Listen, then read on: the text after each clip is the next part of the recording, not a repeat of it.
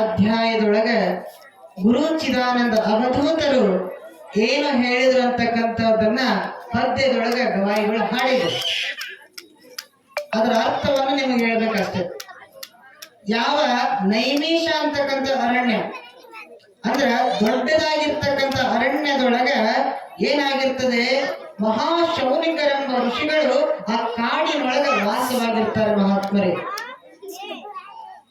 ಮಕ್ಕಳು ಮಾತಾಡಿದ್ರೆ ದೇವರಾಗಲ್ಲ, ರಾಕ್ಷಸರಕ್ಕ ಮುಂದೆ ಬರ್ತಾರ ರಾಕ್ಷಸರು. ಅದಕ್ಕೆ ಮಕ್ಕಳು ದೇವರಾಗಬೇಕಂದ್ರೆ ದೇವರಂಗ ಸುಮ್ಮನೆ ಕುತ್ಕೋಬೇಕು. ಯಾವಾಗ ನೈಮಿಷ ಅಂತಕ್ಕಂಥ ಅರಣ್ಯದೊಳಗ ಪ್ರಸಿದ್ಧವಾಗಿರ್ತಕ್ಕಂಥ ಅರಣ್ಯ, ಆ ಅರಣ್ಯದೊಳಗ ಶೌನಿಕ ಮಹರ್ಷಿಗಳು ವಾಸವಾಗಿರ್ತಾರ. ಆ ವಾಸವಾಗಿರ್ತಕ್ಕಂಥ ಸಂದರ್ಭದೊಳಗ ಅಲ್ಲಿ ಸುತ ಮಹಾಪುರಾಣಿಕರು ಬರ್ತಾರೆ. ಮಹಾತ್ಮರೇ, ಅವರ ಒಂದು ಆಶ್ರಯದೊಳಗೆ ಅಲ್ಲಿ ಶೌನಕ ಋಷಿಗಳು ಅಭ್ಯಾಸವನ್ನ ಮಾಡ್ತಿರ್ತಕ್ಕಂಥ ಸಂದರ್ಭದೊಳಗ ಅಲ್ಲಿರ್ತಕ್ಕಂಥ ಋಷಿಮುನಿಗಳು ಕೇಳ್ತಾರ ಪುರಾಣಿಕರನ್ನು, ನಮಗೆ ಪರಮ ಪ್ರಿಯವಾಗಿರ್ತಕ್ಕಂತಹ ಪುಣ್ಯದ ಒಂದು ಕಥೆಯನ್ನ ಹೇಳ್ರಿ ಅಂತ ಹೇಳಿ ಆ ಸುತ ಪುರಾಣಿಕರನ್ನು ಕೇಳಿದಾಗ ಅವರು ಏನ್ ಹೇಳ್ತಾರಪ್ಪ ಅಂದ್ರೆ, ಕೇಳಿದರೆ ನಿಮ್ಮ ಕಿವಿ ಪ್ರಾವಣವಾಗಬೇಕು ಹೇಳ್ತಾರೆ. ನುಡಿದರೆ ಮುತ್ತಿನ ಹಾರದಂತಿರಬೇಕು, ನುಡಿದರೆ ಮಾಣಿಕ್ಯದ ದೀಪ್ತಿಯಂತಿರಬೇಕು, ನುಡಿದರೆ ಸ್ಫಟಿಕದ ಸಲಾಕಿಯಂತಿರಬೇಕು, ನುಡಿದರೆ ಲಿಂಗ ಮೆಚ್ಚಿ ಅಹುದಹುದೆನಬೇಕು ಅಂತಹ ಪರಮ ಪ್ರಿಯವಾಗಿರ್ತಕ್ಕಂಥ ಕಥೆಯನ್ನ ಹೇಳಲಿಕ್ಕೆ ಪ್ರಾರಂಭ ಮಾಡ್ತಾರ. ಯಾರು? ಸುತ ಮಹಾಪುರಾಣಿಕರು. ಹೆಂಗ ಹೇಳ್ತಾರಪ್ಪ ಅಂದ್ರ ಅವರು ವರ್ಣನೆಯನ್ನ ಮಾಡ್ತಾರ. ಈ ಕಥೆಯನ್ನ ಯಾರು ಹೇಳಿದ್ರ ಅಂದ್ರ ಕೈಲಾಸದೊಳಗಿರ್ತಕ್ಕಂಥ ಪರಮಾತ್ಮ ನಂದೀಶನಿಗೆ ಹೇಳಿರ್ತಕ್ಕಂತಹ ಪರಮ ಪ್ರಿಯವಾಗಿರ್ತಕ್ಕ ಕಥೆ ಅಂದ್ರ ಅದು ಶ್ರೀ ದೇವಿ ಪುರಾಣ ಅಂತಕ್ಕಂಥ ಚರಿತ್ರೆ. ನೋಡ್ರಿ, ಮೊದಲು ನಾವು ಕಥೆ ಎಲ್ಲಿಂದ ಪ್ರಾರಂಭ ಆಗ್ತದೆ ಅಂತ ತಿಳ್ಕೋಬೇಕು. ಆ ಕಾಡಿನೊಳಗಿರ್ತಕ್ಕಂಥ ಸುತ ಮಹಾಪುರಾಣಿಕರು ಶೌನಕಾದಿ ಋಷಿಗಳಿಗೆ ಹೇಳಕತ್ತಾರ. ಯಾರು ಹೇಳಿದ್ದ ಕಥೆಯನ್ನ? ಸಾಕ್ಷಾತ್ ಪರಮೇಶ್ವರ ನಂದೀಶನಿಗೆ ಹೇಳಿರ್ತಕ್ಕಂಥ ಕಥೆಯನ್ನ ಗುರು ಚಿದಾನಂದ ಅವಧೂತರು ತಮ್ಮ ಗ್ರಂಥದೊಳಗೆ ಬರೆಯಾಕತ್ತಾರ. ಈ ರೀತಿಯಾಗಿ 3 ಹಂತದೊಳಗೆ ಈ ಪುರಾಣ ಪ್ರಾರಂಭವಾಗ್ತದೆ. ಮಹಾತ್ಮರು ಅದಕ್ಕ ಗುರು ಚಿದಾನಂದರು ಏನ್ ಹೇಳ್ತಾರಪ್ಪ ಅಂದ್ರ, ಯಾವಾಗ್ಲೂ ಕೂಡ ಏನಾದ್ರೂ ನಾವು ಬರಿಬೇಕಾಗಿತ್ತಂದ್ರೆ, ಮಕ್ಕಳ ಯಾಕ ಬಾಳ ಗದ್ದಲ ಮಾಡಕತ್ತಿ, ಏನಾದ್ರೂ ಕೂಡ ತಿಳ್ಕೋಬೇಕಾಗಿತ್ತಂದ್ರೆ ನಮಗ ಗುರುವಿನ ಆಶ್ರಯ ಬೇಕು. ಹರಮುನಿದರು ಗುರು ಕಾಯುವರು ಅಂತ ಶಾಸ್ತ್ರ ಹೇಳ್ತದೆ. ಹಂಗ ನಾವೇನೋ ಒಂದು ಕೆಲಸ ಮಾಡಬೇಕಾಗಿತ್ತಂದ್ರ 3 ಮಂದಿ ಕಾರಣಿಕರಾಗಿರ್ತಾರ. ನಮ್ಮ ಯಾರು? ತಂದೆ, ತಾಯಿ, ಗುರು. ಅದಕ್ಕ ಶಾಸ್ತ್ರ ಏನ್ ಹೇಳ್ತದಪ್ಪ ಅಂದ್ರ, ನಾವು ಯಾರಿಗೆ ಗೌರವ ಕೊಡ್ತೇವೆ ಬಿಡ್ತೇವೆ ಗೊತ್ತಿಲ್ಲ, ಆದ್ರೆ ಇವರಿಗೆ ಮಾತ್ರ ಗೌರವವನ್ನೇ ಕೊಡ್ಬೇಕು. ಗೌರವವನ್ನ ಕೊಡಲಿಕ್ಕೆ ಏನ್ ಆಗ್ತದಂತಕ್ಕಂಥ ವಿಷಯವನ್ನ ಹೇಳ್ತಾರೆ. ಮಾತಾನಿಂದ ಮಹಾವ್ಯಾಧಿ, ಸ್ವಲ್ಪ ಲಕ್ಷ ಬಿಟ್ಟು ಕೇಳಿ.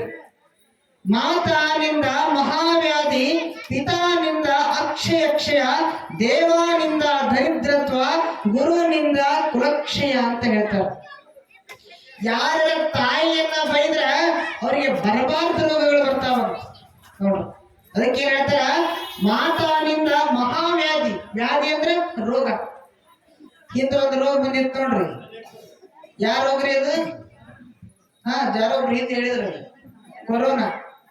ಸ್ವಲ್ಪ ಯಾರು ಕುಂದಿರ್ತಿದ್ರು ನೀವು ಅಂದ್ರೆ ಸಾಕು, ಮೊದ್ಲು ಅಂತಿದ್ರಿ ನೀನ್ ಬೇ. ಮಕ್ಕಳ ತಂದೆ ಮಾತಾಡ್ಸಂಗಿದ್ದಿಲ್ಲ, ತಂದಿನ ಮಕ್ಕಳು ಮಾತಾಡ್ಸಂಗಿದ್ದಿಲ್ಲ, ಗಂಡನ ಹೆಂಡತಿ ಮಾತಾಡ್ಸಂಗಿದ್ದಿಲ್ಲ, ಹೆಂಡತಿ ಗಂಡನ ಮಾತಾಡ್ಸಂಗಿದ್ದಿಲ್ಲ. ಅಂತ ಒಂದು ರೋಗ ಬಂದಿತ್ತೇನಿಲ್ಲ. ಕರೆ ಹೇಳ್ರಿ, ಮತ್ತೆ ಸುಳ್ಳ ಕರೆ. ಅಂತ ರೋಗ ಬರ್ತಾವಂತ. ಯಾರ ನಿಂದೆ ಮಾಡಿದ್ರ? ತಾಯಿಯನ್ನ ನಿಂದನೆ ಮಾಡಿದ್ರ. ಅದಕ್ಕೆ ಹೇಳ್ತಾರ ಮಾತಾನಿಂದ ಮಹಾವ್ಯಾಧಿ. ಅದಕ್ಕ ತಾಯಿಯನ್ನ ಬೈಬಾರ್ದು, ತಾಯಿಗೆ ಮೊದಲು ಗೌರವವನ್ನ ಕೊಡಬೇಕಂತ ಹೇಳಕತ್ತಾರ. ಅದೇ ರೀತಿಯಾಗಿ ಪಿತಾನಿಂದ ಅಕ್ಷಯ ನೋಡ್ರಿ. ಪಿತಾ ಅಂದ್ರೆ ಯಾರು? ಪಿತಾ ಅಂದ್ರೆ ತಂದೆ. ತಂದೆಯನ್ನ ಯಾರು ಬೈದ್ರ ಅವ್ರು 2 ಕಣ್ಣು ಹೊಕ್ಕವಂತ. ಇನ್ನೊಂದು ಹುಷಾರಿಂದ ವಿಚಾರ ಮಾಡ್ರಿ. ಎಷ್ಟೋ ಮಂದಿ ತಂದೆ ತಾಯಿನ ಹೋಗಿ ಎಲ್ಲೆಲ್ಲ ಆಶ್ರಮದಾಗ ಬಿಟ್ಟು ಹೋಗ್ತೀರಿ ನೋಡ್ರಿ. ಬರೀ ಬೈದ್ರ ನಿಂದಿಸಿದ್ರೆ ಇಂಥ ಶಾಪ ಐತಿ. ಅಕಸ್ಮಾತ್ ಅವ್ರನ್ನ ಎಲ್ಲೆಲ್ಲ ಬಿಟ್ಟು ಬಂದ್ರೆ ಗತಿ ಏನು? ಅದಕ್ಕೆ ಏನ್ ಹೇಳ್ತಾರ, ಪಿತಾನಿಂದ ಅಕ್ಷಯ ದೇವಾನಿಂದ ದರಿದ್ರತ್ವ. ದೇವರನ್ನ ಬೈದ್ರೆ ಏನಾಗತ್ತಂದ್ರಿ, ಮನುಷ್ಯ ದರಿದ್ರನಾಗಿರ್ತಾನ. ಅದಕ್ಕೆ ಬೆಳಿಗ್ಗೆ ಎದ್ದ ತಕ್ಷಣ ಜಳಕ ಮಾಡಿ ದೇವ್ರ ಕೈ ಮುಗಿ ಅಂತಾರಲ್ವೇ? ನಮ್ಮೂರಾಗೆಲ್ಲ ಅಂತಾರ, ನಿಮ್ಮೂರಾಗೂ ಅಂತಾರಲ್ಲ. ಅದಕ್ಕೆ ಏನಂತಾರ, ದೇವಾನಿಂದ ದರಿದ್ರತ್ವ. ದೇವರಿಗೆ ಬೈಬಾರ್ದು. ದೇವ್ರೇನ್ರ ಕೊಟ್ಟಾಗ ಬಹಳ ಚಂದ, ದೇವ್ರಿಗೆ ತೆಂಗಿನಕಾಯಿ 108 ತೆಂಗಿನಕಾಯಿ ಹೊಡ್ಸೋದ್ ಕೇಳ್ತೀರಿ, ಗಂಟಿ ಕಟ್ಟರ್ ನೋಡ್ತೀರಿ, ಬಂಗಾರದ ಮೂರ್ತಿ ಮಾಡ್ಸೋರ್ ನೋಡ್ತೀರಿ. ಅಕಸ್ಮಾತ್ ಸ್ವಲ್ಪ ಕಷ್ಟ ಬಂದ್ರೆ ಸಾಕ್ರಿ, ಇವ್ರಿಗೆ ಒಂದು ದೇವ್ರುಗಳಿಲ್ರಿ. ದ್ಯಾಮವ್ನ ಬಿಟ್ಟು ದುರ್ಗವ್ರು ನಡ್ಕಂತಾರ, ದುರ್ಗವ್ನ ಬಿಟ್ಟು ಬಸಪ್ಪ ನಡ್ಕಂತಾರ. 1 2 ಹಂಗ ಯಾವ ದೇವ್ರು ಚಲೋ ಆಕೈತಿ ಅಲ್ಲಿ ಹೋಗ್ತಾರ ಅಂತಿರ್ತಾರ ನೋಡ್ರಿ. ನಾ ಅಲ್ಲಿ ನಡ್ಕೊಳಕತ್ತೇನಪ್ಪ, ಅಲ್ಲಿ ನಡ್ಕೊಳಕತ್ತಿದ್ರೆ ಭಾರಿ ಚಲೋ ಆಗೈತಿ ಅಂತೇಳಿ. ಹಂಗ ದೇವರಿಗೆ ಯಾರು ಬೈತಾರ ಅವ್ರಿಗೆ ದರಿದ್ರತ್ವ ಪ್ರಾಪ್ತಿ ಆಗ್ತದೆ. ಮುಂದುವರೆದು ಹೇಳ್ತಾರ, ಗುರುವಿನಿಂದ ಕುಲಕ್ಷಯ. ಯಾರಾದ್ರೂ ಗುರುಗಳನ್ನ, ಇವತ್ತು ವೇದಿಕೆ ಮೇಲೆ ಗುರುಗಳು ಕುಂತಾರ, ನಿಮ್ಮ ಮನೆ ಗುರುಗಳಾದ್ರೂ ಅಷ್ಟೇ, ಯಾರು ಬೇರೆಯವರಿಂದ ಪೀಠಾಧಿಪತಿಗಳು ಬಂದ್ರು ಅಷ್ಟೇ, ಚಿಕ್ಕ ಬಾಲಕರಾಗಿರ್ಲಿ. ನಾವೇನ್ ದೊಡ್ಡ ವಯಸ್ಸಿನೇರೇನ್ರಿ, 22, 23, 24, 25 ವಯಸ್ಸಿನ. ಆದ್ರೂ ಇಂಥ ಮಡ್ಲಿ ಗ್ರಾಮದೊಳಗ ಕರೆಸಿ ಇಂಥ ವೇದಿಕೆ ಮೇಲೆ ಕುಂದರಿಸಿ ಗೌರವ ಕೊಟ್ರಿ ಅಂದ್ರ ಆ ಗುರುವಿಗೆ ಕೊಟ್ಟಿರ್ತಕ್ಕಂಥ ಗೌರವ ನಿಮ್ಮನ್ನ ಕಾಪಾಡ್ತೈತಿ. ಅದಕ್ಕೆ ಏನ್ ಹೇಳ್ತಾರ್ರಿ, ಗುರುವಿನ ಆಶೀರ್ವಾದ ಬಹಳ ಮುಖ್ಯವಾಗಿರ್ತಕ್ಕಂಥದ್ದು. ಯಾರ ಶಾಪವನ್ನಾದ್ರೂ ತಡ್ಕೋಬಹುದು, ಗುರುವಿನ ಶಾಪವನ್ನ ತಡ್ಕೊಳ್ಳಕ್ಕಾಗಲ್ಲ. ಅದಕ್ಕೆ ಅಂತಾರ್ರಿ, ಗುರುವಿನಿಂದ ಕುಲಕ್ಷಯ. ಗುರುಗಳನ್ನ ಏನಾದ್ರೂ ನಿಂದನೆ ಮಾಡಿದ್ದ ನಿಜ ಆದ್ರೆ ನಿಮ್ಮ ವಂಶನ ನಿರ್ವಂಶ ಆಗ್ತದೆ ಅಂತ ಶಾಸ್ತ್ರದೊಳಗೆ ಉಲ್ಲೇಖ ಮಾಡಿದ ವೇದಗಳು ಹೇಳ್ತಾವ. ಅದಕ್ಕ ಗುರುಚಿದಾನಂದ ಅವಧೂತರ ಏನ್ ಮಾಡಿದ್ರಪ್ಪ ಅಂದ್ರೆ, ಗುರುವಿನ ಅಪ್ಪಣೆಯನ್ನ ಪಡ್ಕೊಂಡು ಪುರಾಣವನ್ನ ಪ್ರಾರಂಭ ಮಾಡಿದ್ರು. ಆ ಒಂದು ಶಿವಪುರ ಅಂತಕ್ಕಂಥದ್ದು ಯಾವ ತರ ಇತ್ತಪ್ಪ ಅಂದ್ರೆ ಹೇಳ್ತಾರೆ, ಶಿವಪುರದ ವರ್ಣನೆಯನ್ನ ಮಾಡ್ತಾರೆ. ಆ ಶಿವಪುರದ ಒಳಗ ಎಲ್ಲಾ ಕಡೆ ನೀವು ಹಂಗ ಲೈಟ್ ತುಂಬಾ ಅಲಂಕಾರ ಐತಲ್ಲ, ಹಂಗ ಸೂರ್ಯ ಚಂದ್ರರು 1,00,000 ಕೋಟಿ ಗಂಟೆ ಸೂರ್ಯ ಚಂದ್ರರು ಇದ್ರಂತ ಶಿವಪುರದೊಳಗೆ. ಆ ಸೂರ್ಯ ಚಂದ್ರರು ನೀವ್ ಹೆಂಗ ಮಾವಿನ ತೋರಣ ಬಾಗಿಲಿಗೆ ಕಟ್ಟಿ ನೋಡು, ಹಂಗ ಸೂರ್ಯ ಚಂದ್ರ ತೋರಣ ಕಟ್ಟಿದಂಗ ಆಗಿತ್ತಂತೆ ಶಿವಪುರಕ್ಕೆ. ಅಷ್ಟೊಂದು ಚಂದ್ರ ಆ ಶಿವಪುರ ಇತ್ತಂತೆ. ಆ ಶಿವಪುರದೊಳಗ ಶಿವನು ಕೈಲಾಸದೊಳಗ ಕುತ್ಕೊಂಡಾನ. ನಂದಿ ಭೃಂಗಿ ಶಿವಗಣವನ್ನ ಮಾಡ್ತಕ್ಕಂತಹ ಎಲ್ಲಾ ಕೈಲಾಸದ ದೇವಾನು ದೇವತೆಗಳು, ಷಣ್ಮುಖ ಗಣೇಶ ಆ ಕೈಲಾಸದೊಳಗ ವಿರಾಜಮಾನರಾಗಿ ಕುಂತಾರ. ಅಲ್ಲಿ ಸಂಗೀತದ ವಾದ್ಯ ಮೇಳ ನಡೆದತಿ. ಋಷಿ ಮುನಿಗಳು ಭಕ್ತರು ಕೈಲಾಸಕ್ಕೆ ಪರಮಾತ್ಮನನ್ನ ನಮಸ್ಕಾರ ಮಾಡಿ ಬಳ್ಳಿ ಬರಾಕತ್ತಾರ. ಒಬ್ರಿಗೊಬ್ರು ಮೈ ತಿಕ್ಕಿದ್ರ ಮುತ್ತು ರತ್ನಗಳು ನೆಲ ಕುದುರ್ತಿದ್ವು ಅಂತ ನೋಡ್ರಿ. ನಮ್ಮ ಮೈ ತಿಕ್ಕಿದ್ರೆ ಎಲ್ಲಿ ಬೆಳಿತೀವಿ ಗೊತ್ತಿಲ್ಲ ನಾವು. ಅಂದ್ರೆ ಅದರ ಅರ್ಥ ಏನಿಗೆ ವಿವರಣೆ ಕೊಡಾಕತ್ತಾರಪ್ಪ ಅಂದ್ರೆ, ಅಷ್ಟು ಅವರ ದೇಹ ಮನಸ್ಸು ಶುದ್ಧವಾಗಿತ್ತು ಅಂತಕ್ಕಂಥ ವಿಷಯವನ್ನ ಹೇಳಕತ್ತಾರ. ಅವರು ಮೈ ಅಂದ್ರೆ ಅವ್ರ ಮನಸ್ಸು ಹಂಗಿತ್ತು, ಅಂದ್ರ ಅವ್ರು ಮಾತಾಡಿದ ಮಾತುಗಳು ಹೆಂಗಿದ್ವು ಅಂದ್ರೆ ಮುತ್ತು ರತ್ನಗಳಾಗಿ ನೆಲಕ್ಕೆ ಬೀಳ್ತಿದ್ವು ಅಂತ. ನೆಲಕ್ಕೆ ಬೀಳಿದ್ವು. ಅಷ್ಟೊಂದು ನಯ ನುಡಿಯಿಂದ ಮಾತನಾಡ್ತಕ್ಕಂಥವರು ಅಲ್ಲಿರ್ತಕ್ಕಂಥ ಭಕ್ತರು ಋಷಿ ಮುನಿಗಳಾಗಿದ್ರು ಅಂತ ಹೇಳಿ ನಮಗೆ ವರ್ಣನೆಯನ್ನ ಮಾಡಕತ್ತಾರ ಮಹಾತ್ಮರು. ಯಾವ ರೀತಿಯಾಗಿ ಇದ್ರು ಅಂತಕ್ಕಂಥದ್ದನ್ನ ಗವಾಯಿಗಳು ತಮ್ಮ ಗೀತೆಯ ಮೂಲಕ ಹೇಳ್ತಾರೆ.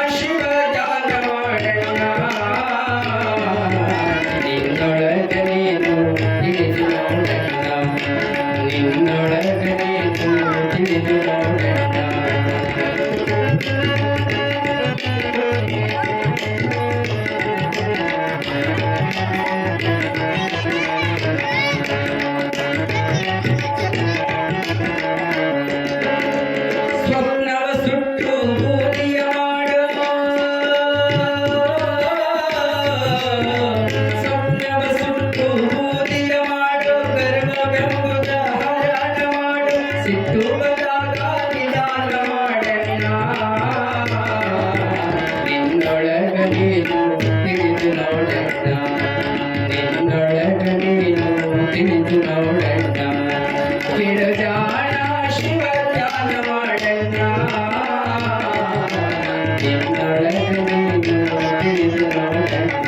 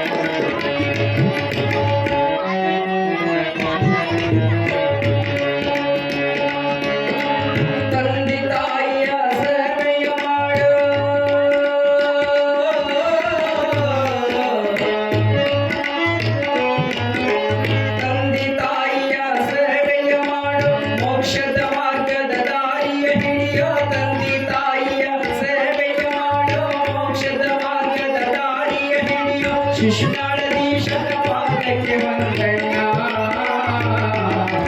ನಿನ್ನೊಳಗ ನೀನು ತಿಳಿದು ನೋಡಣ್ಣ ನಿನ್ನೊಳಗ ನೀನು ತಿಳಿದು ನೋಡಣ್ಣ ತಿಳಿದಾಣ ಶಿವ ಧ್ಯಾನ ಮಾಡಣ್ಣ ನಿನ್ನೊಳಗ ನೀನು ತಿಳಿದು ನೋಡಣ್ಣ ನಿನ್ನೊಳಗ ನೀನು ತಿಳಿದು ನೋಡಣ್ಣ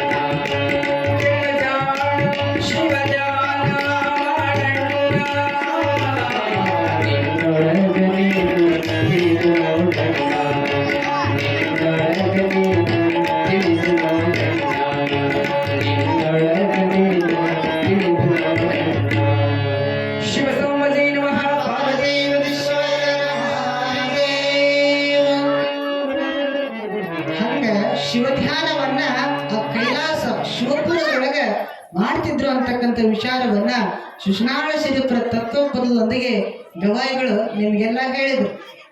ಆ ತತ್ವಪದದೊಳಗ ಒಂದು ಸಾರಾಂಶ ಇಲ್ಲ, ತಂದೆ ತಾಯಿ ಸೇವೆಯನ್ನ ಮಾಡು ಅಂತ ಹೇಳಿದ್ರು. 8 ದಿನಕ್ಕೆ ಲೆಕ್ಕ ಮಾಡು ಅಂತ ಹೇಳಿದ್ರು. ನೀವೇನ್ ಬಿಡ್ರಿ ದಿನಾನ ಲೆಕ್ಕ ಮಾಡ್ತೀರಿ, 8 ದಿನಕ್ಕೆ ಏನು ಮಾಡ್ತೀವಿ ಹೌದು. ಹಂಗ ಯಾಕೆ ಹೇಳ್ತಾರಪ್ಪ ಅಂದ್ರೆ ಯಾವಾಗ್ಲೂ ಕೂಡ ನಾವು ಮೊದಲನೇದಾಗಿ ತಂದೆ ತಾಯಿ ಗುರುವಿನ ಸೇವೆಯನ್ನ ಮಾಡಬೇಕು ಅಂತ ಹೇಳ್ತಾರೆ.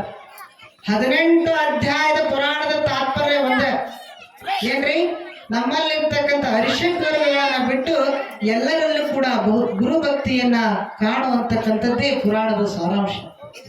ಅದಕ್ಕ ಆ ಕೈಲಾಸದೊಳಗೆ ಹೆಂಗಿತ್ತಪ್ಪ ಅಂದ್ರ ಹುಲಿಯ ಹಿಂಡಿನೊಳು ಆಕಳು ಹೋಗ್ತಿದ್ವು ಅಂತ ನೋಡ್ರಿ.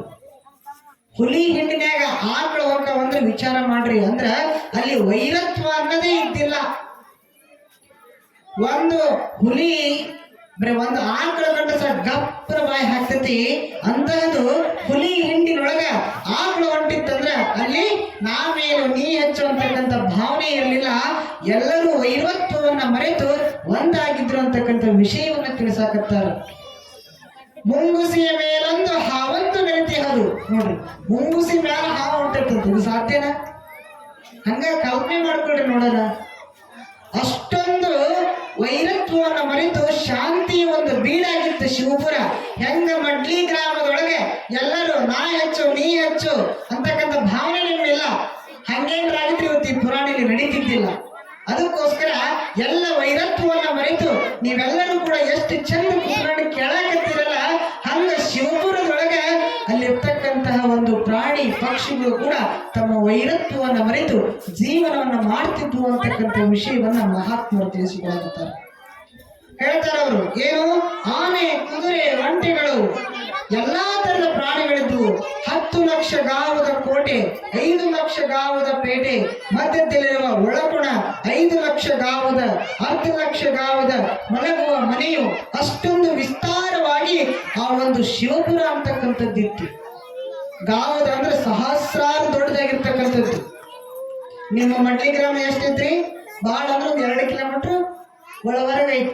ಹಂಗ ಗಾವದ ಅಂದ್ರೆ ಲಕ್ಷ ಲಕ್ಷ ಕಿಲೋಮೀಟರ್ ಅಷ್ಟೊಂದು ಯೋಜನೆ ಅಳತೆಯಲ್ಲಿ ಆ ಶಿವಪುರ ಅಂತಕ್ಕಂಥದ್ದು ಇತ್ತು ಅಂತಕ್ಕಂಥದ್ದನ್ನ ತಿಳಿಸಾಕತ್ತಾರ. ಆಗ ಎಲ್ಲರೂ ಕೂಡ ಕೈಲಾಸಕ್ಕೆ ಬರ್ತಿದ್ರು. ಇವಾಗ ನೀವೆಲ್ಲರೂ ಎಲ್ಲಿಗೆ ಬಂದಿರಿ? ಎಲ್ಲಿಗೆ ಬಂದಿರಿ? ಮಠಕ್ಕೆ ಬಂದಿರಿ, ಗುಡಿಗೆ ಬಂದಿರಿ. ಇದು ಗುಡಿ ದೇವಸ್ಥಾನ ಏನಂದ್ರೆ ಇದು ಕೈಲಾಸ ಮಂಟಪ ಇದ್ದಂಗೆ. ಈ ಕೈಲಾಸದೊಳಗೆ ನೀವೇನು ಮಾಡಕತ್ತೀರಂದ್ರ ದೇವಿಯ ಚರಿತ್ರೆಯನ್ನ ಕೇಳಕತ್ತೀರಿ. ಹಾಗ ಎಲ್ಲರೂ ಕೂಡ ಕೈಲಾಸಕ್ಕೆ ಬಂದ್ರು. ಕೈಲಾಸದೊಳಗ ನಂದಿ ಭೃಂಗಿ ಎಲ್ಲರೂ ಕೂಡ ನೃತ್ಯವನ್ನ ಮಾಡ್ತಿದ್ರು. ಷಣ್ಮುಖ ವಿಘ್ನೇಶ್ವರ ವಿರಾಜಮಾನರಾಗಿ ಕುಳಿತಿದ್ರು. ಆ ಸಂದರ್ಭದೊಳಗ ನೃತ್ಯ ಎಲ್ಲವೂ ಮುಗಿದ ತಕ್ಷಣ ನಂದೀಶ ಬರ್ತಾನೆ. ನಂದೀಶ ಬರಾಕತ್ತಿರ್ತಾನ. ತಾಯಿ ಜಗನ್ಮಾತೆ ಪರಮೇಶ್ವರನಿಗೆ ಮಂಗಳಾರತಿಯನ್ನ ಮಾಡಿ ವಿಘ್ನೇಶ್ವರನಿಗೆ ಎಲ್ಲರಿಗೂ ಕೂಡ ನೋಡ್ರಿ, ತಾಯಿ ಆದಂತಳು ಗಂಡಗ ಮಕ್ಕಳಿಗೆ ಆರತಿ ಮಾಡ್ತಾಳೆ. ಇಲ್ಲಿ ಮಾಡ್ತೀರಿ? ನೋಡ್ರಿ, ಎಲ್ಲರ ಆರತಿ ಮಾಡಿದ್ರೆ ಏನಂತಾರ? ಹಂಗ ಇಡಬೇಡ ಬಾಬಾ ಒಗಟ್ಟು ಹೇಳು ಅಂತಾರ.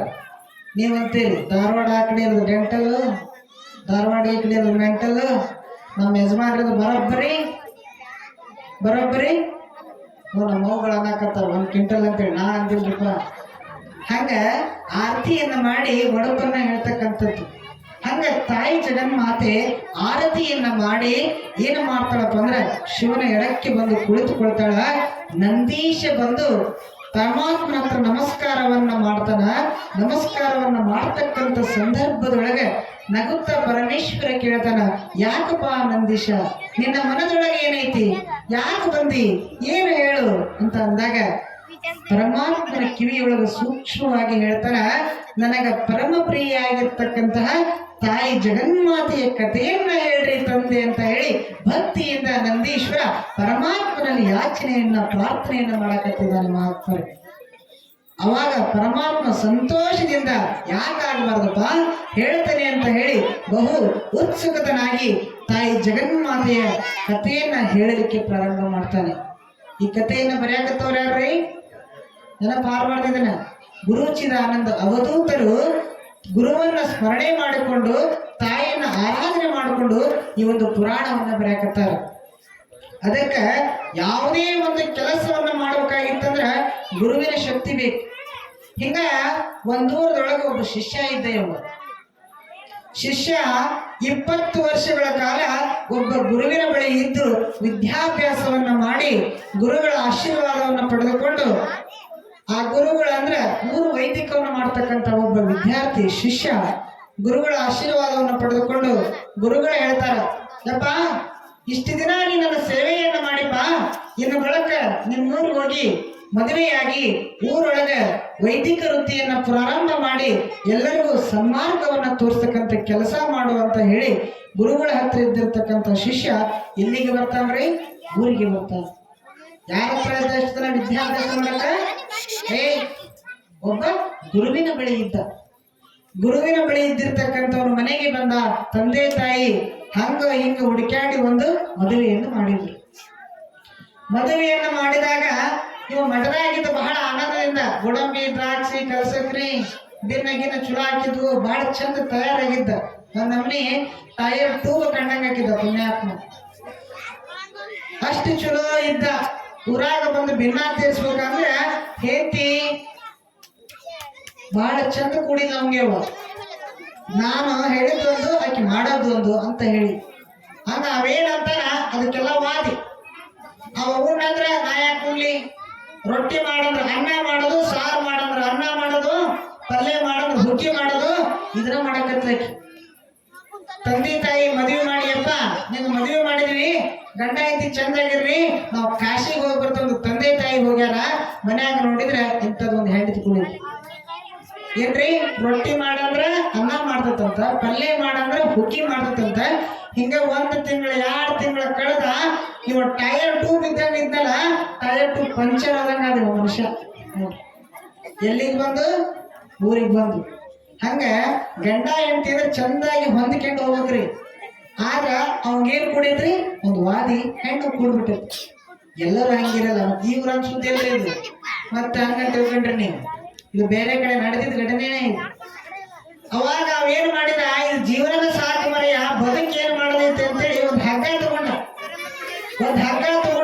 ಊರು ಹೊರಗೆ ಇರ್ತಕ್ಕಂಥ ಹಳ್ಳಿ ಮರಕ್ಕೆ ಊರ್ಲೆ ಕಡೆ ತಯಾರಾಗಿದ್ದಾವ ಪುಣ್ಯಾತ್ಮ. ನೋಡ್ರಿ ಎಂತ ಹೇಳ್ತಿರ್ಬೇಕ್ರಿ, ಈಗ ಎಷ್ಟು ಬೇಜಾರಾಗಿರ್ಬೇಕು ಅವಂಗ. ಅವಂತಾನ ಮಠದಾಗ ಬಾಳ ಚಂದ ಇದ್ದೆ, ಯಾವ್ದಾರ ಒಂದು ಮಠಕ್ಕೆ ಮಾಡಿದ್ರೆ ಆರಾಮ್ ದಿನಾಗಿನ್ನ ಮಾಡ್ಕೊಂಡು ಭಕ್ತರು ಕೂಡ ಆರಾಮ್ ಇರ್ತಿದ್ನಪ್ಪ. ಗುರುಗಳು ಹೇಳಿದಂತ ಮದುವೆ ಆದ್ಯಾ ಇಂತ ಒಂದು ಹೆಣ್ಣು ಕೂಡ್ಬಿಟ್ಟದ ನನಗ ಅಂತೇಳಿ ಇವ ಎಲ್ಲಿ ಹೊಂಟಾನ್ರಿ ಒಂದು ಹಗ್ಗ ತಗೊಂಡು ಊರ್ಲ ಕೇಳಕ ಊರ್ ಹೊರ ಹೊಂಟಾನ. ಒಂದು ಹೊರಗೆ ಕೆದಕ್ರ ಹಾಕ್ಯಂಟ್ರಾಯ್ತು ಅಂತೇಳಿ ಹೋಗುವಂತ ಸಂದರ್ಭದೊಳಗೆ ಏನಾತಂದ್ರ ಅವ್ನ ನೆನಪಾತ. ಹೆಂಗಿದ್ರು ಸಾಯಕ ಹೊಂಟೇನಿ, ನನಗ್ ಕಲಶ ಇಲ್ಲ ಗುರುಗಳು ಅವ್ರೊಂದು ಮಾತು ಕೇಳಿ ನಾನು ಊರ್ಲ ಹಾಕ್ಯಂಡ್ರಾತು ಅಂತ ವಿಚಾರ ಮಾಡಿದವ. ನೋಡ್ರಿ ಒಳ್ಳೇದು ಮಾಡಿದ್ರು ಗುರುಗಳಿಗೆ ಬರ್ತೈತಿ, ಕೆಟ್ಟದ್ದು ಮಾಡಿದ್ರು ಗುರುಗಳಿಗೆ ಬರ್ತೈತಿ. ನೀವ್ ಅಂತೀರಿ ಗುರುಗಳಂದ್ರ ಬಾಳ ಹಗರ್ ಅಂತೇಳಿ, ಇಲ್ಲಿ ಕುತ್ಕೊಂಡ್ರೆ ಗೊತ್ತಾಗತ್ತದ ಏನಂತೇಳಿ. ಅವಾಗ ಓದಿವ ಓಡೋಡಿ ಮಠಕ್ಕೆ, ಯಪ್ಪ ಗುರುವೇ ನಾನು ಕೂಟ ಮಠದಾಗ ಚಂದ ಆಗಿದ್ದೆ, ಭಕ್ತರ ಕೂಟ ಆರಾಮ್ ಪ್ರವಚನ ಪುರಾಣ ಮಾಡ್ಕೊಂತ ಬಹಳ ಆನಂದ ಇದ್ದಪ್ಪ. ನೀನೇನು ಮದುವೆ ಆಗೈತಿ, ಮದುವೆ ಮಾಡಿಬಿಟ್ಟಿ, ನನ್ನ ಪರಿಸ್ಥಿತಿ ಎಲ್ಲಿಗೆ ಬಂದತ್ ನೋಡು. ಈಗ ಅಂದ್ರ ಮಾರ್ಗ ಅಂತತಿ. ಯಾರು ನನ್ನ ಹೆಂಡತಿ. ನಿನ್ನ ಹೆಂಡತಿ ಹಂಗಂತಾರ ಹುಚ್ಚಪ್ಪ. ಹೆಂಡತಿ ಅಂದ್ರ ಆಕಿ ಎರಡನೇ ತಾಯಿ ಇದ್ದಂಗು, ಹಂಗೆಲ್ಲ ಅನ್ನಬಾರ್ದು ಅಂತ ಅಂದಾಗ ನಿಮಗೇನು ಗೊತ್ತ್ರಿ, ಕಂಡ್ರಿಲ್ಲ ಮಕ್ಕಳಿಲ್ಲ ನನಗೆ ಕಟ್ಟಿ ಬಿಟ್ರಿ ಅಂತ ಪುಣ್ಯಾತ್ಮ ಅಜ್ಜಾರ.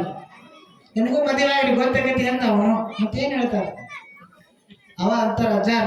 ನನಗೆ ಯಾಕೆ ಗೊತ್ತಾಗಲ್ಲ, ನಾನು ಸಾಂಸಾರಿಕ ಅಲ್ಲ ಕರೆ, ಆದ್ರ ಅದಕ್ಕಿಂತ ದೊಡ್ಡದು ಗುರುಸ್ಥಾನ.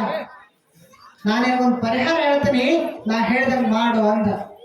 ಅವಾಗ ವಿಚಾರ ಮಾಡಿದ, ಹೆಂಗಿದ್ರು ಸಾಯೋದಾಕರೆ ಗುರುಗಳು ಹೆಂಗ್ ಹೇಳ್ತಾರ ಹಂಗ್ ಮಾಡಿದ್ರಾತ ಅಂತೀವಿ.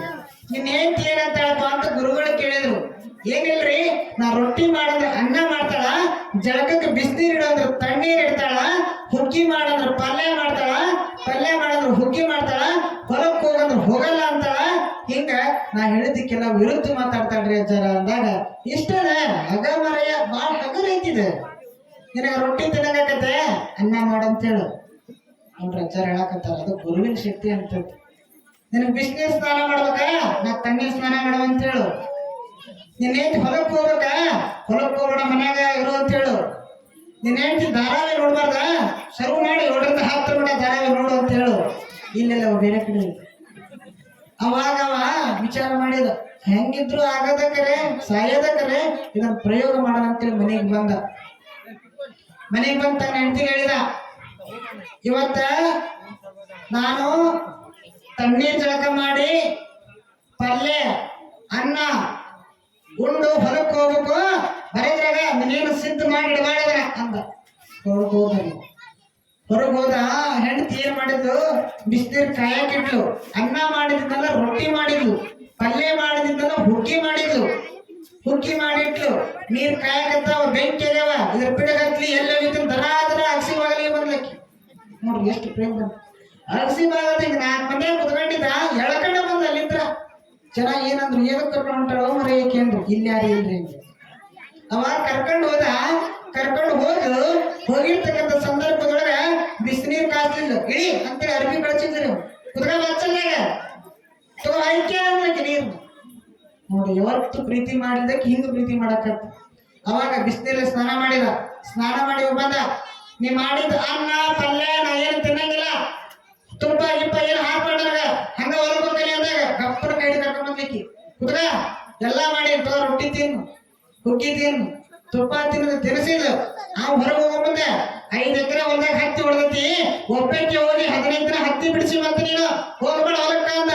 ನೀವು ಹೋದ್ರಿ ಹೊರಗೆ, ಆಕಿ ಉಣ್ಣಾ ಕಟ್ಕೊಂಡು ಹೊಲಕ್ಕೆ ಹೋಗಿ 15 ದಿನ ಹತ್ತಿ ಬಿಡಿಸಿಲ್ಲ ಅಂತ. ನೋಡ್ರಿ ಗುರುವಿನ ಮಾತು ಕೇಳಿದ್ರೆ ಹೆಂಗ್ ಪರಿವರ್ತನೆ ಆಗ. ಹೇಳೋ ತಮಾಷೆ ಆಗಿರ್ಬೋದು, ವಿಚಾರ ಯಾರು ಗುರುವಿನ ಬಳಿಗೆ ಹೋಗ್ತಾರ ಗುರು ಏನಾದ್ರೂ ಕೂಡ ಒಂದು ಪರಿಹಾರ ಕೊಡ್ತಾನ ಅನ್ನೋದಕ್ಕೆ ನಿಮಗ ಒಂದು ಸ್ವಲ್ಪ ಹಾಸ್ಯದ ಮೂಲಕ ಹೇಳಿದ್ರು. ಹಂಗ ಶಿವಪುರ ಅಂತಕ್ಕಂಥ ಒಂದು ಸಂದರ್ಭದೊಳಗ ದೇವಾನುದೇವತೆಗಳೆಲ್ಲರೂ ಕೂಡ ಆಶ್ಚರ್ಯರಾಗಿದ್ರು. ಅಲ್ಲೇ ವಜ್ರ ವೈಡೂರ್ಯದಿಂದ ನೋಡ್ರಿ ಕಂಬ, ನೀವು ಬರೀ ಕಬ್ಬಿಣದ ಕಂಬ ಅದು ಕೂಡ ಶೃಂಗಾರವಾಗಿ ಅಲ್ಲೇ ವಜ್ರದ ಕಂಬಗಳಿದ್ವಂತ ಎಲ್ಲೇ ಶಿವಪುರದೊಳಗೆ. ಅಷ್ಟೊಂದು ವರ್ಣನೆಯನ್ನ ಮಾಡಕತ್ತಾನ ಕವಿ. ಆ ಸಂದರ್ಭದೊಳಗ ನಂದೀಶ ಪರಮಾತ್ಮನನ್ನ ಕೇಳಿದಾಗ ಪರಮಾತ್ಮ ಹೇಳ್ತಾನ, ಆ ತಾಯಿಯ ವರ್ಣನೆಯನ್ನ ಮಾಡ್ತಾನ. ಆ ತಾಯಿ ಜಗನ್ಮಾತೆ ಹೆಂಗಿದ್ದಪ್ಪ ಅಂದ್ರೆ ಕಿವಿಯಲ್ಲಿ ಇರ್ತಕ್ಕಂತ ನೋಡ್ರಿ, ನೀವು ತಾಲೂಕು ಜಿಲ್ಲಾ ಏನಂತೀರಿ ಕಿವಿಯಾಗಿರೋ ಅದಾವಿಲ್ರಿ, ಒಗ್ಯಾವ ಹಂಗ ಆ ತಾಯಿ ಜಗನ್ಮಾತೆ ಎರಡೂ ಕಿವಿ ಒಳಗ ಓಲೆ ಸೂರ್ಯ ಚಂದ್ರ ಪ್ರಕಾಶದಂತೆ ಹೊಳಿತಿರ್ತೈತಿ. ಎಲ್ಲೇ ಆ ಹಾಕಿಕೊಂಡಿರ್ತಕ್ಕಂಥ ಬೆಂಡಾಲಿ ಸರ, ಅವಳ ಒಂದು ಮುಖ ನೋಡಿದ್ರೆ ದರಿದ್ರ ಇರ್ತಕ್ಕಂಥ ಯಾರಾದ್ರೂ ಅವ್ರ ಮುಖವನ್ನ ನೋಡಿದ್ರೆ ದರಿದ್ರತನ ಬಿಟ್ಟು ಹೋಗ್ತಿತ್ತಂತ. ಅಂತಹ ಕಾಂತಿ ತಾಯಿ ಜಗನ್ಮಾತೆ ಮುಖದಲ್ಲಿ ಇತ್ತಂತ. ಅವಳ ಧರಿಸಿರ್ತಕ್ಕಂಥ ಅರಿಶಿಣ ಕುಂಕುಮ ಹಣೆಯನ್ನ ನೋಡಿದರೆ ಕೈ ಎತ್ತಿ ಮುಗಿಯುವಪ್ಪ ತಾಯಿ ಜಗನ್ಮಾತೆಯನ್ನ. ಅಷ್ಟೊಂದು ಸುಂದರವಾಗಿ ಸೀರೆಯನ್ನ ಉಟ್ಟು ತಾಯಿ ಜಗನ್ಮಾತೆ ಕಂಗೊಳಿಸುತ್ತಿದ್ಲು. ಅವಳು ಏನು ಮಾಡಿದ್ಲು ಅಂದ್ರೆ ಜಗತ್ತಿನೊಳಗ ಆ ತಾಯಿ ನಮ್ಮ ಮೂವರನ್ನ ಭೂಮಿಗೆ ಬಂದು, ಎಲ್ಲಿಗೆ ಬಂದ್ರಿ? ಭೂಮಿಗೆ ಬಂದು ನಮ್ಮನ್ನ ಹಡೆದು ಭೂಮಿಯಲ್ಲಿ ಬಿಟ್ಟು ನಮ್ಮಿಂದ ದೂರವಾಗಿ ಹೋಗಿಬಿಟ್ಲು ಅಂತಕ್ಕಂಥ ವಿಷಯವನ್ನ 1ನೇ ಅಧ್ಯಾಯದೊಳಗೆ ಹೇಳ್ತಾರೆ. ಯಾರವರು 3 ಜನ? ಬ್ರಹ್ಮ, ವಿಷ್ಣು, ಮಹೇಶ್ವರ.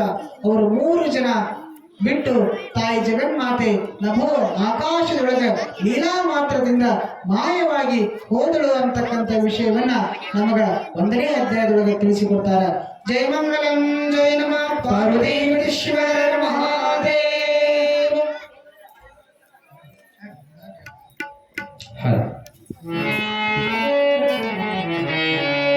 ಶಿವ ಸಂಬಧೇ ನಮಃ ಪಾರ್ವತೀಪತಿ ಶಿವ ಹರ ಹರ ಮಹಾದೇವ.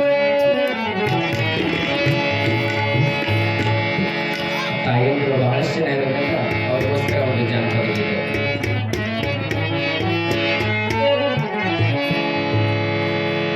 ಗುಣವಂತಿಯಾಗಿ ಬಾಳಿ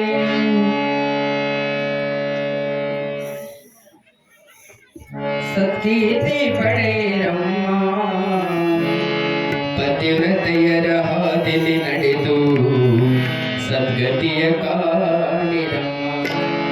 ಗುಣವಂತಿಯಾಗಿ ಬಾಳಿ, ಗುಣವಂತಿಯಾಗಿ ಬಾಳಿ ಸತ್ಕೀರ್ತಿ ಪಡೆಯಿರಮ್ಮ, ಪತಿವ್ರತೆಯರ ಹಾದಿಲಿ ನಡೆದು ಸದ್ಗತಿಯ ಕಾಣಿರಮ್ಮ. ಪತಿವ್ರತೆಯರ ಹಾದಿಲಿ ನಡೆದು ಸದ್ಗತಿಯ ಕಾಣಿರಮ್ಮ. ಗುಣವಂತಿಯಾಗಿ ಬಾಳಿ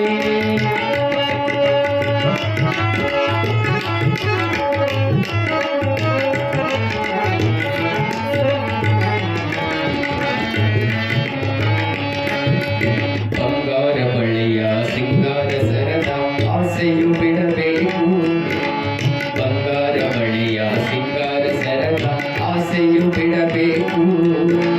ರಂಗ ಮಾಣಿಕ್ಯನದು ಮಂಗಲ ಸೂತ್ರವು ಅಂಗದಿ ಇರಬೇಕು.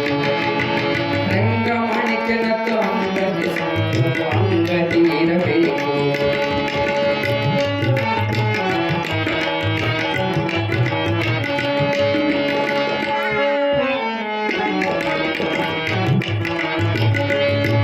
ನಾಸಿಕತಿ ಹೊಳೆಯುತ್ತಿರುವ ಮೂಗುತಿಯ ಮುಖಕ್ಕೆ ಕಾಪಿ. ನಾಸಿಕತಿ ಹೊಳೆಯುತ್ತಿರುವ ಮೂಗುತಿಯ ಮುಖಕ್ಕೆ ಕಾಪಿ. ಮುತ್ತೈದೆಯರಿ ಕರತಿ ಗುಣವಂತಿಯಾಗಿ ಬಾಳಿ ಸತ್ಕೀರ್ತಿ ಪಡೆಯಿರಮ್ಮ. ಗುಣವಂತಿಯಾಗಿ ಬಾಳಿ ಸತ್ಕೀರ್ತಿ ಪಡೆಯಿರಮ್ಮ. ಪತಿವ್ರತೆಯರ ಹಾದಿಲಿ ನಡೆದು ಸದ್ಗತಿಯ ಕಾಣಿರಮ್ಮ. ಪತಿವ್ರತೆಯರ ಹಾದಿಲಿ ನಡೆದು ಸದ್ಗತಿಯ ಕಾಣಿರಮ್ಮ. ಗುಣವಂತಿಯಾಗಿ ಬಾಳಿ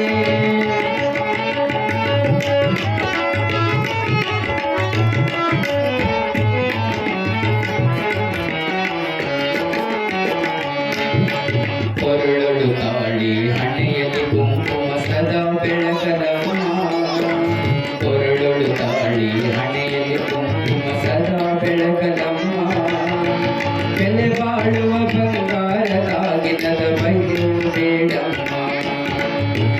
ಬಾಳುವ ಬಂಗಾರದಾಗಿನದ ಬಯಕೆಯು ಬೇಡಮ್ಮ ಒಂದು ಗುಂಡಿಯಷ್ಟು ತೂಕ ಉಳಿದಾಳಿಂದರ ಸಾಗ ಒಂದು ಗುಂಡಿಯಷ್ಟು ತೂಕ ಉಳಿದಾಳಿಂದರ ಸಾಗ ಹೆಚ್ಚಿನೊಡವೆಯಾಗಬೇಕ ಗುಣವಂತಿಯಾಗಿ ಬಾಳಿ ಗುಣವಂತಿಯಾಗಿ ಬಾಳಿ ಸತ್ಕೀರ್ತಿ ಪಡೆಯಮ್ಮ ಪತಿವ್ರತೆಯರ ಹಾದಿಗೆ ನಡೆದು ಸಂಗತಿಯ ಕಾಣಿರಮ್ಮ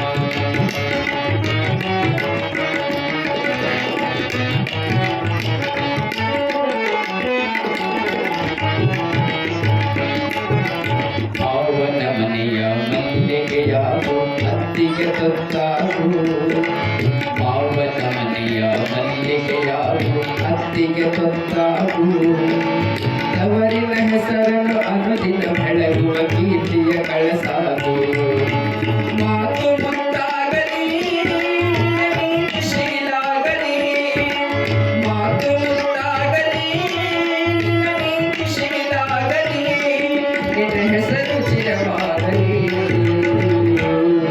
ಗುಣವಂತಿಯಾಗಿ ಬಾಳಿ ಗುಣವಂತಿಯಾಗಿ ಬಾಳಿ ಸತ್ಕೀರ್ತಿ ಪಡೆಯಮ್ಮ ಪತಿವ್ರತೆಯರ ಹಾದಿಗೆ ನಡೆದು ಸತ್ಯತೆಯ ಕಾಣಿರಮ್ಮ ಪತಿವ್ರತೆಯರ ಹಾದಿಗೆ ನಡೆದು ಸತ್ಯತೆಯ ಕಾಣಿರಮ್ಮ ಗುಣವಂತಿಯಾಗಿ ಬಾಳಿ ಗುಣವಂತಿಯಾಗಿ ಬಾಳಿ ಗುಣವಂತಿಯಾಗಿ ಬಾಳಿ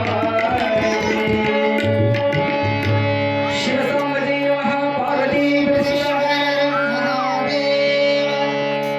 ಭವಾನಿ ಮಾತಾ ಕಿ ದುರ್ಗಾ ಭವಾನಿ ಮಾತಾ ಕಿ ಅನ್ನಪೂರ್ಣೇಶ್ವರಿ ದೇವಿ ಮಾತಾ ಕಿ ರಾಮದೇವತಾ ಮಾತಾ ಕಿ ಶಿವಸಂವತಿ ಮಹಾಪಾರ್ವತಿ ಕವಾಯಿಗಳು ಗೀತೆಯನ್ನ ಹಾಡಿದ್ರು. ಅವ್ರ ಹಾಡೋ ಹೊತ್ತೆ ಕಣ್ಣು ಮುಚ್ಕೊಂಡು ಕೇಳ್ರಿ, ಕಣ್ಣು ಮುಚ್ಕೊಂಡು ನಿದ್ದೆ ಮಾಡ್ಬೇಡ್ರಿ. ಯಾರು ಮಾಡಿಲ್ಲ, ಯಾಕಂದ್ರ ಆ ಗೀತೆಯೊಳಗ ಒಂದೊಂದು ಅಕ್ಷರನೂ ಕೂಡ ಹೆಣ್ಣಿನ ನಡತೆ ಯಾವ ರೀತಿ, ನುಡಿ ಯಾವ ರೀತಿ ಇರಬೇಕು ಅಂತಕ್ಕಂಥದ್ದನ್ನ ಜಾನಪದ ಕವಿ ಬರೆದ. ಗುಣವಂತಿಯಾಗಿ ಬಾಳಿ ಸತ್ಕೀರ್ತಿ ಪಡೆಯಿರಮ್ಮ, ಪತಿ ಋತಿಯರ ಹಾದಿಯ ನಡೀರಿ ಸದ್ಗತಿಯ ಕಾಣಿರಮ್ಮ ಅಂತೀವಿ.